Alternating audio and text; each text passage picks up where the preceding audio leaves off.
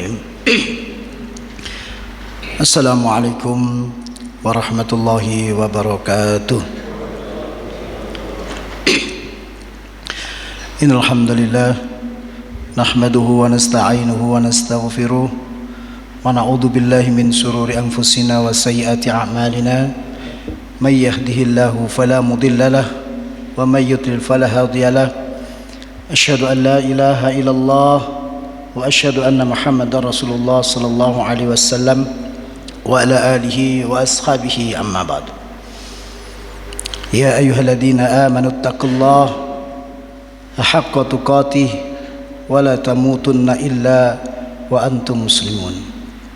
Para jamaah sekalian yang dirahmati oleh Allah, dan semoga apa yang kita amalkan diterima oleh Allah Subhanahu wa taala dan diberikan lipatan pahala yang nantinya berkah baik di dunia maupun di akhirat.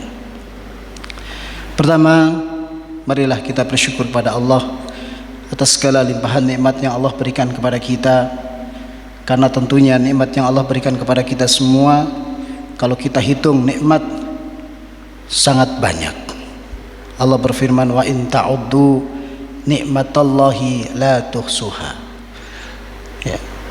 Jadi tidak asing lagi kita mendengarkan ayat itu. Jadi seandainya kalian itu menghitung nikmat yang aku berikan kepada kalian, niscaya kalian tidak akan bisa. Kenapa? Saking banyaknya, ya, saking mahalnya juga. Salah satunya bagaimana?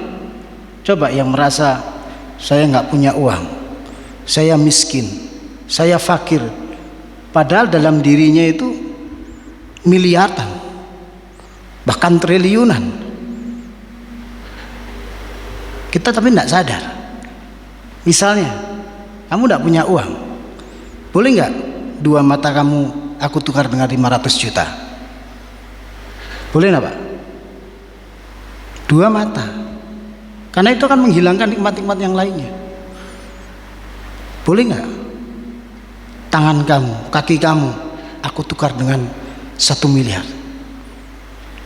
Tentunya kita tidak mau, ya. Tapi kita tidak sadar. Banyak orang-orang yang sakit, dia bekerja dari mulai pagi sampai malam bertahun-tahun, menumpuk hartanya, tujuannya agar di akhir hayatnya bisa menikmati. Akan tetapi qadarullah tidak demikian. Begitu hartanya sudah banyak, begitu hartanya sudah ditumpuk, ternyata Allah memberikan penyakit jantung, ya, penyakit kolesterol, penyakit-penyakit yang berat, sehingga tidak bisa menikmati hartanya. Sering berkunjung ke rumah sakit, sibuk dengan berobat. Kalau waktu muda dia bekerja untuk menikmati hasil tua, tapi ketika Allah memberikan sakit-sakit yang berat, tentunya harta tersebut tidak bisa dinikmati dengan semestinya. Tapi itu sering kita lupakan. Dan Allah juga berfirman mengatakan pada kita, la in syakartum la azidannakum wa la in kafartum inna adzabi lasyadid. Jadi jika kalian bersyukur atas nikmatku, maka aku akan menambah paling setidaknya itu hati kita merasa cukup. Hati kita tidak gelisah. Karena apa? Semua rezeki kita sudah ditentukan, kehidupan kita sudah ditentukan semuanya oleh Allah. Sekarang, tahun depan, sampai mati kita juga ditentukan oleh Allah. Takdir kita semua sudah ditulis oleh Allah. Bagaimana kehidupan kita di dunia, ya. Tapi Allah tidak perintahkan kita untuk menghitung. Allah perintahkan kita untuk mensyukurinya. Prakteknya di dalam kita beribadah, tentunya seperti pagi hari ini kita bisa mensyukuri nikmat sehat Allah, nikmat sehat yang diberikan oleh Allah dengan datang ke masjid, melaksanakan sholat subuh berjamaah, dilanjutkan dengan kajian. Itu merupakan salah satu bentuk dari kesyukuran kita kepada Allah dari atas waktu atau kesehatan yang diberikan oleh Allah kepada kita. Tetapi kalau kita tidak mau bersyukur kepada Allah, ingatlah bahwa azabnya Allah amatlah berat, dikasih nikmat sehat, dikasih nikmat waktu yang luang, dikasih harta yang banyak, tapi tidak digunakan di jalan Allah. Nah, tunggu azab Allah. Bapak-bapak sekalian, jamaah rahimakumullah, sesuai judul kemarin insyaallah di-share oleh Ustadz Khalil, dahsyatnya tipu daya syaitan. Dahsyatnya tipu daya syaitan. Kenapa di sini disebutkan kok dahsyat? Ya. Kenapa? Karena setan itu luar biasa godaannya. Jadi kita melihat orang-orang yang tidak ibadah, tidak melaksanakan sholat, tidak mau zakat, menjadi orang-orang yang musyrik, menjadi orang-orang yang kufur. Tidak itu semua. Kita yang di sini ahli ibadah, tiap hari sholat, melaksanakan sholat 5 waktu, tiap tahun mungkin bisa melaksanakan haji, tiap bulan umroh, menjadi penyampai, ya, menjadi ustadz, menjadi mubaligh, itu tidak luput dari godaan syaitan, dari tipu daya syaitan. Halus Pak, kelihatannya di masjid, kelihatannya sedekahnya banyak, setan halus masuk lewat riya, ingin dipuji. Ahli sedekah juga sama demikian. Tingkatan setan luar biasa. Jadi tidak, yang digoda itu tidak, ada bagiannya masing-masing nanti itu. Ya, ada bagian setan, ada bagian masing-masing. Yang bagian nanti ke pasar ada sendiri, nanti kita sebutkan ya. Jadi tingkatan setan. Terus perlu kita ketahui bahwasannya setan, jin, iblis, ya, itu sama apa tidak Pak? Sama apa tidak? Kadang kita kan, wah itu setan. Tapi di ayat Quran ada iblis. Allah juga ada menyebutkan jin. Ya sama apa tidak? Ya. Dan nanti kita bahas di sini. Jadi setan, jin, lalu iblis itu hakikinya sama. Mereka adalah dari golongan jin. Ya. Dari golongan jin. Nah, jin itu terbagi 3. Jadi jin ada yang mukmin, ada yang fasik, ada yang kafir. Nah, ini beda. Jin yang mukmin dia beribadah kepada Allah. Ya, seperti kita orang iman, tujuannya yaitu ibadah. Wa ma khalaqatul jinna wal insa illa liya'budun. Tidak aku ciptakan jin dan manusia melainkan untuk beribadah kepada Allah. Jadi di sini jin hakikatnya beribadah kepada Allah. Lalu kenapa ada setan, ada iblis? Nah, ini setan, iblis merupakan musuh-musuh Allah dan juga musuh-musuh bagi manusia. Iblis adalah golongan jin yang pertama kali menggoda pada Adam. Disebutkan di surat Al-A'raf itu tentang jin, ya, tentang iblis yang menggoda Nabi Adam sampai Nabi Adam dikeluarkan, lalu iblis juga dikeluarkan. Lalu golongan-golongan berikutnya dari jin itu tadi ada pengikutnya, yaitu syaitan. Jadi iblis ini pimpinannya syaitan.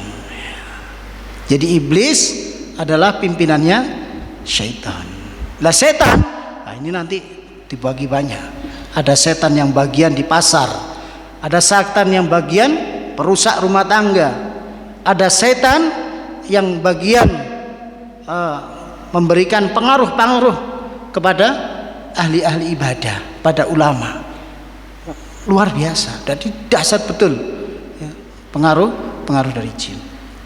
Kita baca ayatnya di Quran surat Al-Anfal ayat 13, mungkin yang bawa HP bisa dilihat ya.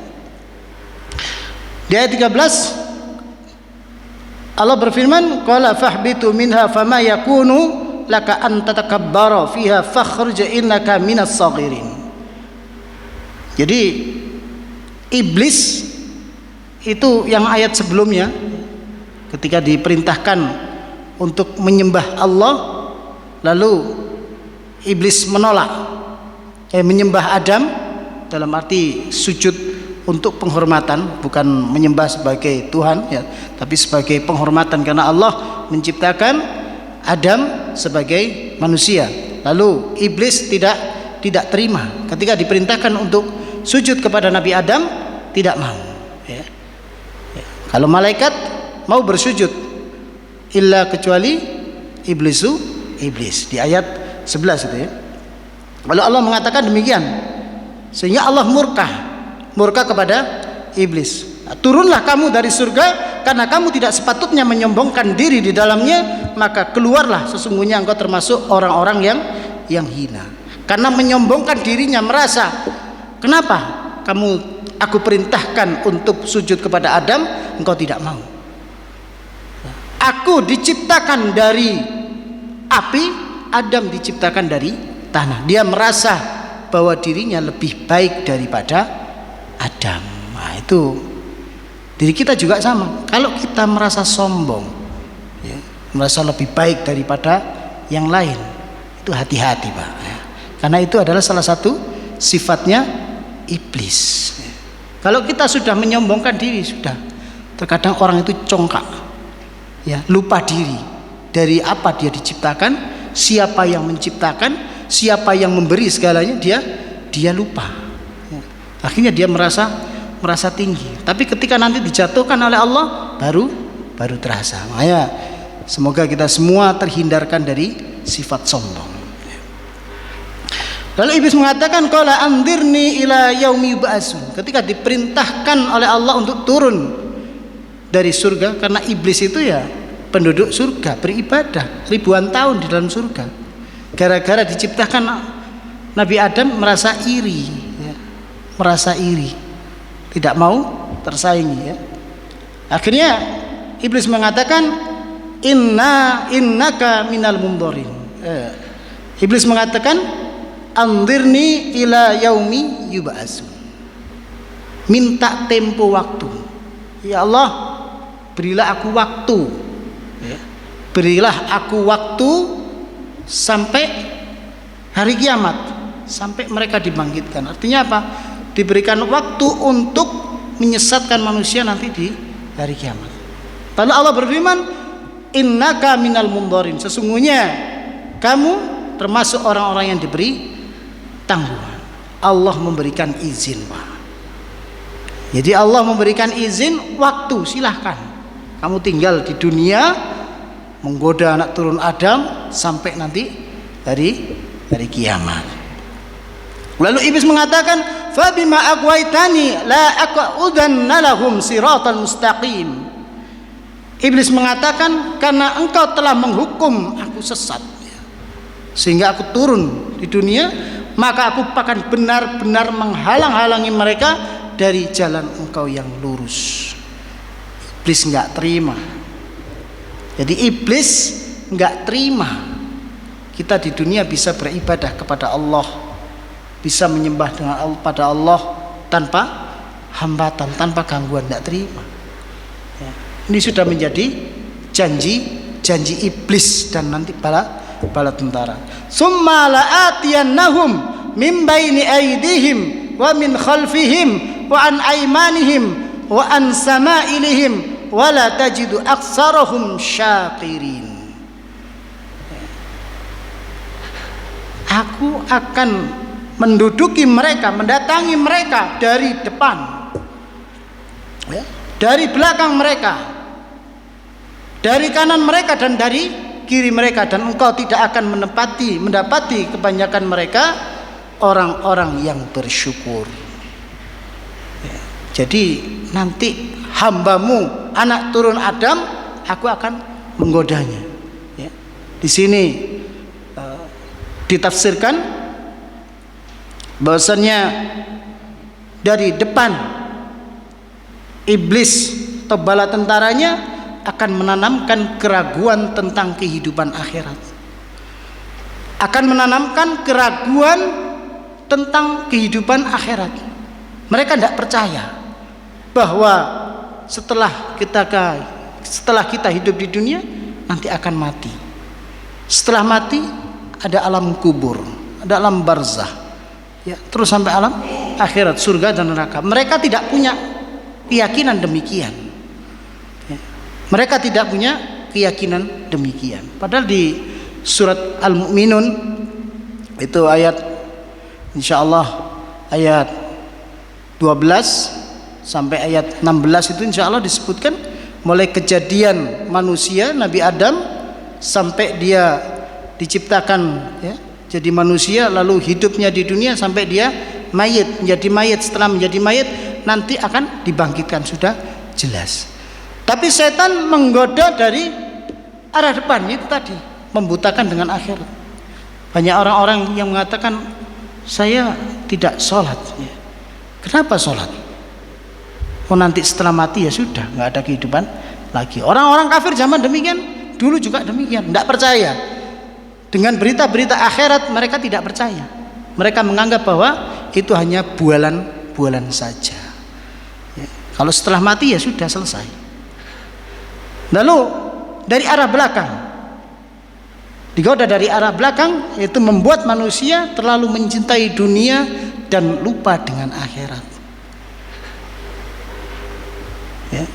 Perlu diketahui bahasanya kita melihat orang-orang Masya Allah yang cintanya luar biasa terhadap dunia, suka mengumpulkan harta, ya, suka mengumpulkan harta. Padahal tadi yang ayat saya bacakan tadi, i'lamu annamal hayatud dunya laibun walahwun wazinatun watafakhurun bainakum, ya. Di ayat akhir, wamal hayatud dunya illa mata'ul ghurur. Dunia tempatnya mainan, dunia tempatnya senda gurau, tidak kekal. Dan di ayat wamal hayatud dunya illa mata'ul ghurur. Kehidupan dunia hanya kenikmatan yang menipu, ya. Seakan-akan. Dan itu semua pasti kita akan tinggalkan. Banyak orang yang mengumpulkan dunia, sudah kumpul ternyata ditinggal mati, lalu selesai, ya, hartanya yang dikumpulkan menjadi waris, ya. Jadi disenangkan dalam urusan dunia, cinta dunia sampai lupa akhirat. Lalu dari arah kanan membuat manusia menganggap amal soleh sudah tidak penting lagi.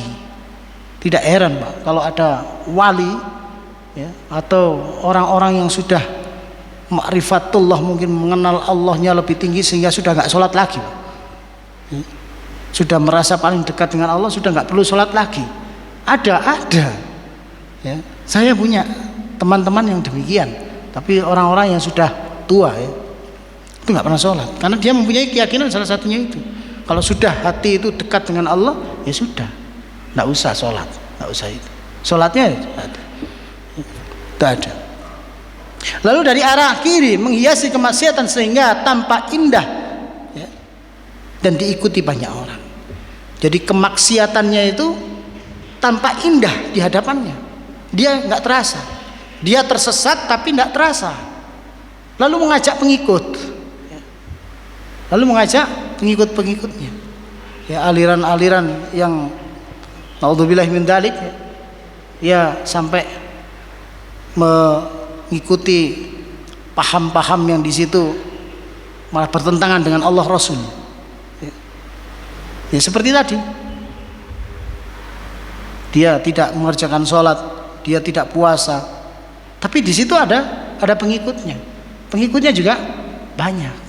Itu seakan-akan amalan yang dilakukan itu benar, itu baik, ya. Kenapa? Ya, itu tadi, setan menggodanya dari kiri, membutakan itu semua, ya. Luar biasa. Jadi daya goda iblis, daya goda setan itu luar biasa. Nabi Adam, manusia pertama kali yang sudah ditempatkan oleh Allah dengan kenikmatan yang luar biasa, itu saja bisa tergoda.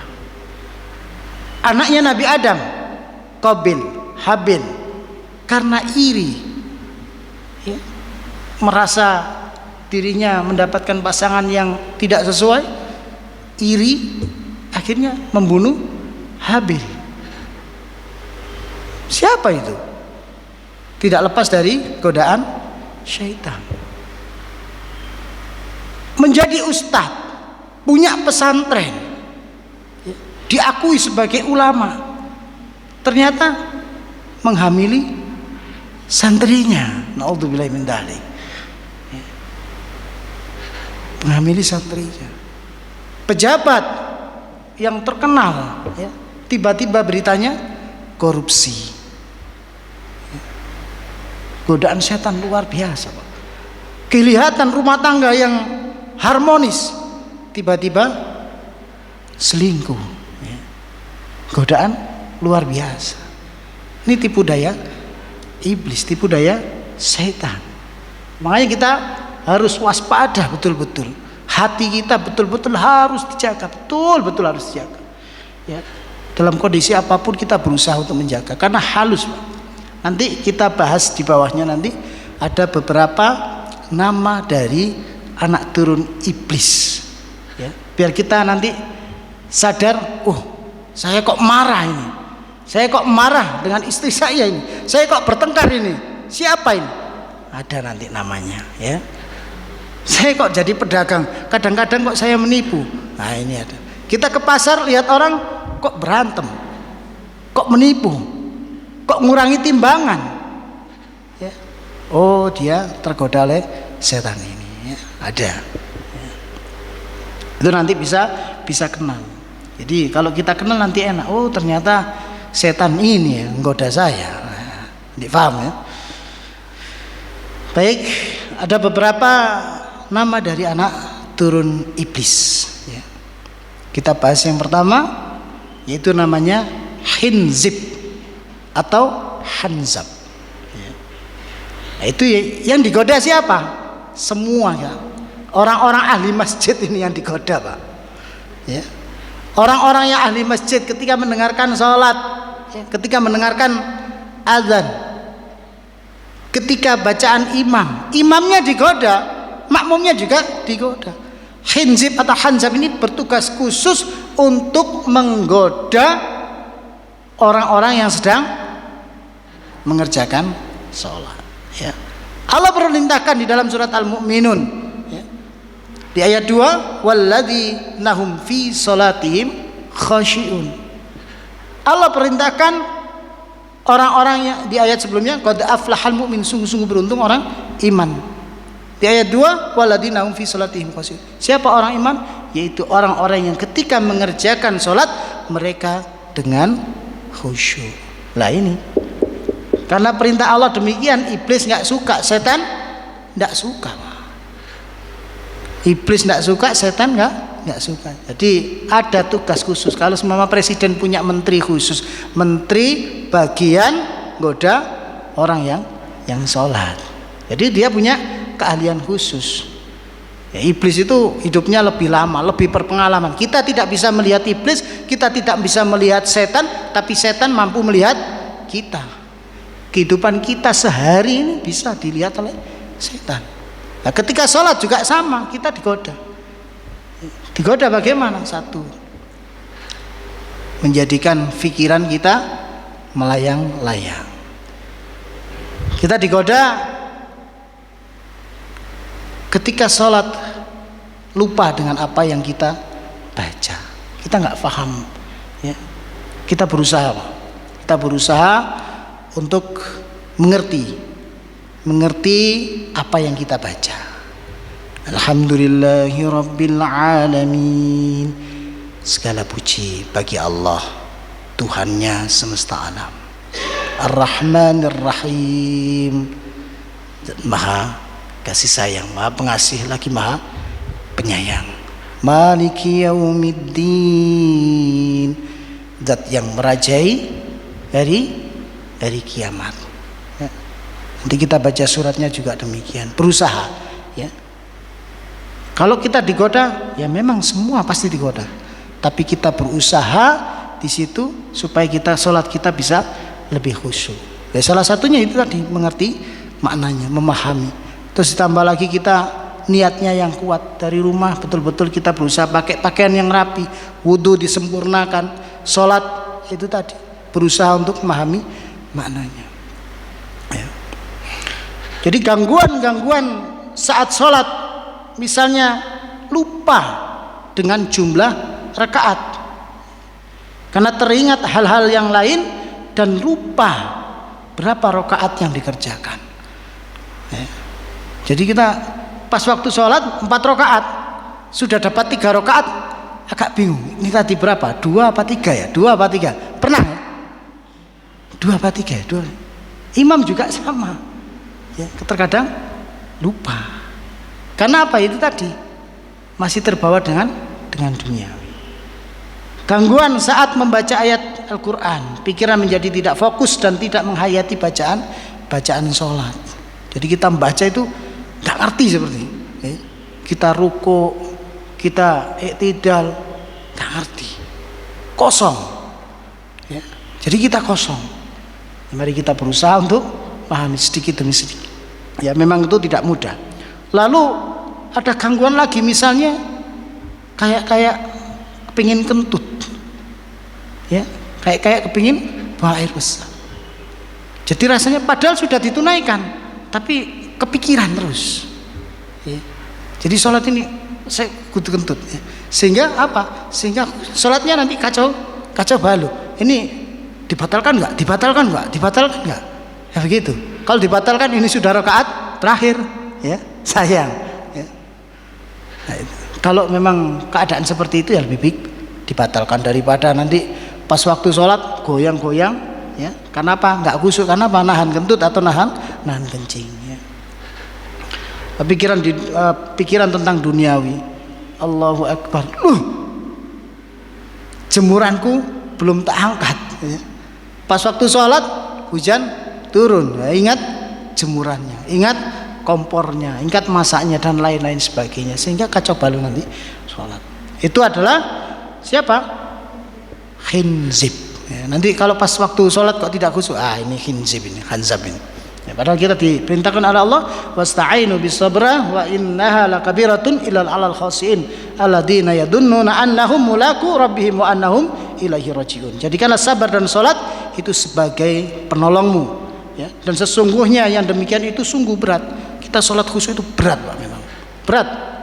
Kenapa? Ya itu tadi, godaannya luar biasa. Dan kita ini bukan orang-orang yang di masjid tidak punya aktivitas yang lain-lain, enggak ya. Kita memikirkan dagangan, mungkin kita memikirkan di kantor, kita memikirkan anak dan lain-lain ya. Berat untuk menuju khusyuk itu tadi.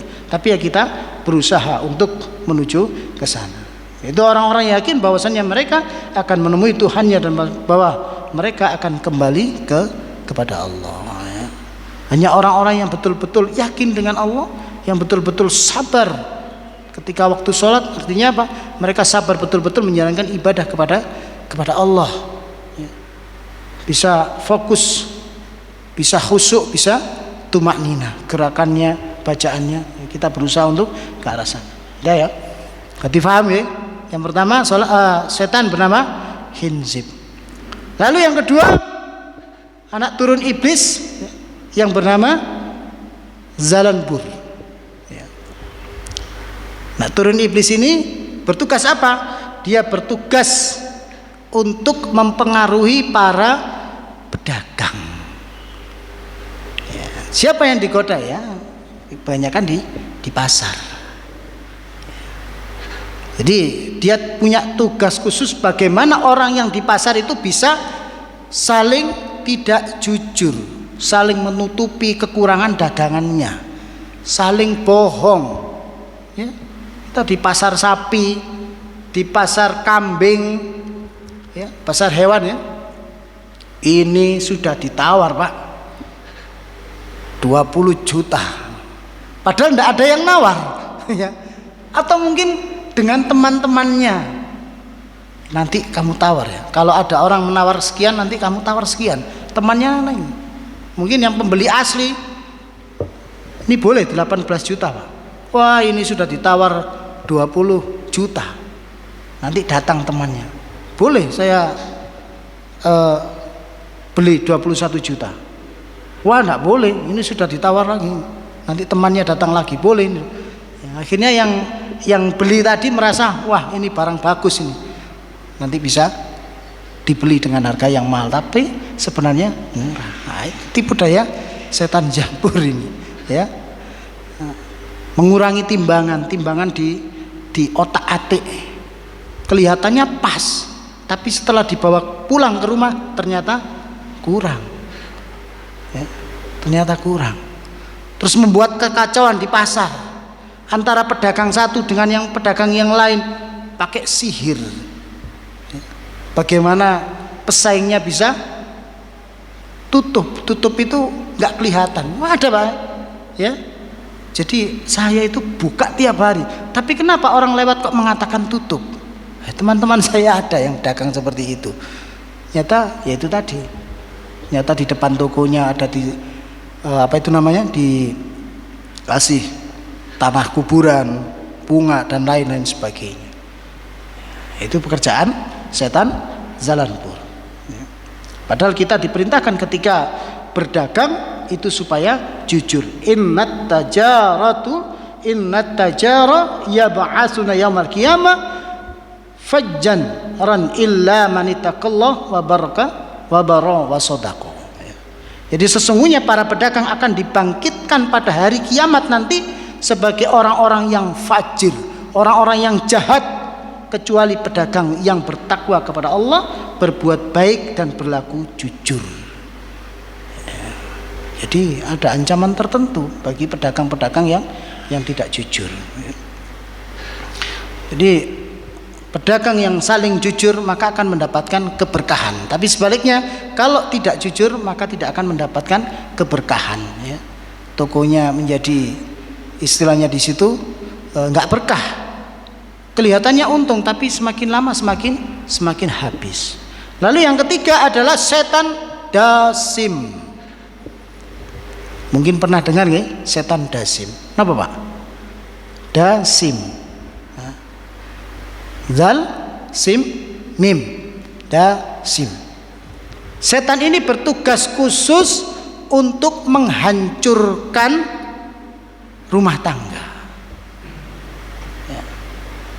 Padahal Allah sudah berfirman dalam surat Ar-Rum ayat 21, wa min ayatihi an khalaqalakum min anfusikum azwajan litaskunu ilaiha wa ja'ala bainakum mawaddah wa rahmah. Inna fi dzalika laayatil liqaumi yatafakkarun. Allah menjadikan kalian ya berpasang-pasangan ya. Terus di situ supaya apa? Supaya kalian itu lebih tenang, supaya kalian itu lebih kasih sayang.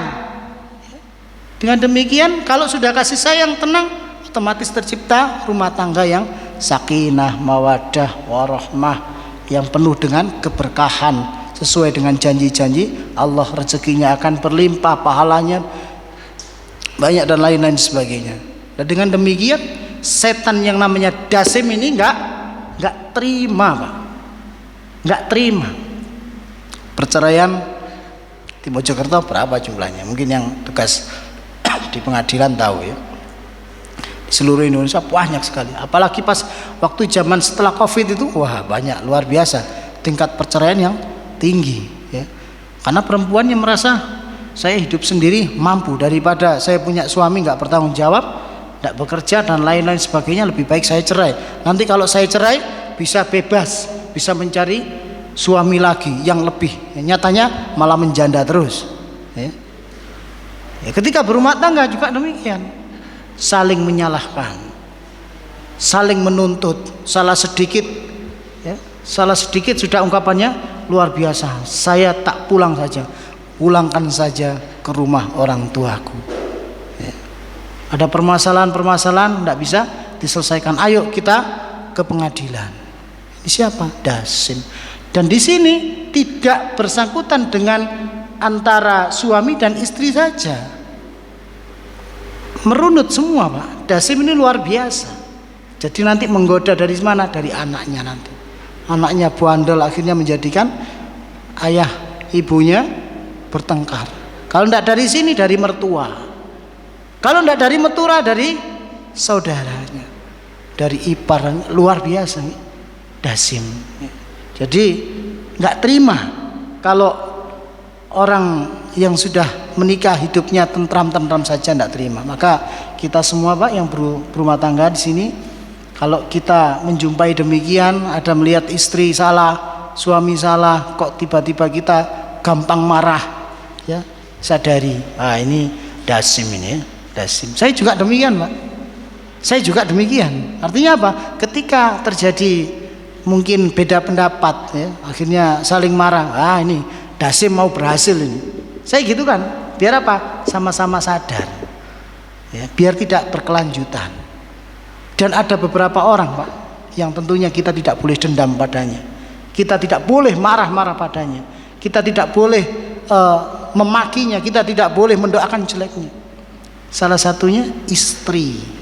Karena mau tidak mau dia adalah apa?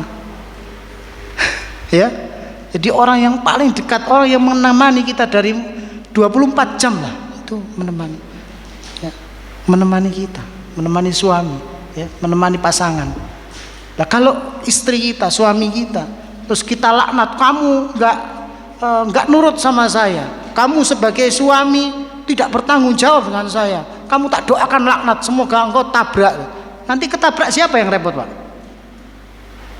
Sendiri. Istrinya sakit, ya, suaminya yang mengobati, ya, nanti sama-sama repot. Terus anak dengan orang tua dengan anak. Senakal-nakalnya anak jangan sampai mendoakan yang jelek. Sezolim-zolimnya orang tua, seburuk-buruknya orang tua, jangan sampai kita mendoakan jelek terhadap orang tua. Ya, jadi anak dengan orang tua dengan anak, jangan sampai mendoakan yang jelek. Wis apapun kesalahannya kita berusaha untuk memaafkan, karena itu bagian dari kehidupan, bagi kehidupan kita. 3, masih 3 ya. Ada 9, nanti enggak semuanya ya.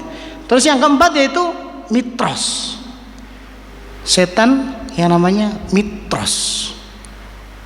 Nah, ini punya tugas khusus, utusan khusus dari iblis. Dia akan menggoda manusia untuk menyebarkan berita hoax, berita bohong, adu domba. Ya. Makanya Pak, kita jangan sampai mendapatkan share-sharean berita tanpa kita tahu itu benar atau tidak, langsung share. Padahal itu dari orang-orang yang tidak bertanggung jawab, yang menjadikan nanti permusuhan. Ya. Di ayat di Al-Quran, di surat Al-Hujurat dijelaskan, ya ayyuhalladzina amanu in ja'akum fasikun binaba'in fatabayyanu an tusibu qauman bijahalatin fatusbihu ala ma fa'altum nadhimin. Wahai orang yang beriman, jika seorang yang fasik datang kepadamu membawa berita penting, maka telitilah kebenarannya, jangan langsung dipercaya Pak. Dapat share-sharean juga jangan langsung dipercaya, teliti ini betul apa enggak, siapa yang share, oh ini biasanya bohong apa enggak ini, oh enggak bisa dipercaya 100%, ya jangan di-share Pak. Teliti dulu ya. Kalau tidak kamu akan menyesali pada perbuatanmu. Terkadang sudah terlanjur percaya, ujung-ujungnya mesam. Seperti halnya orang yang membawa berita bohong, kamu itu loh dikatakan begini sama si A.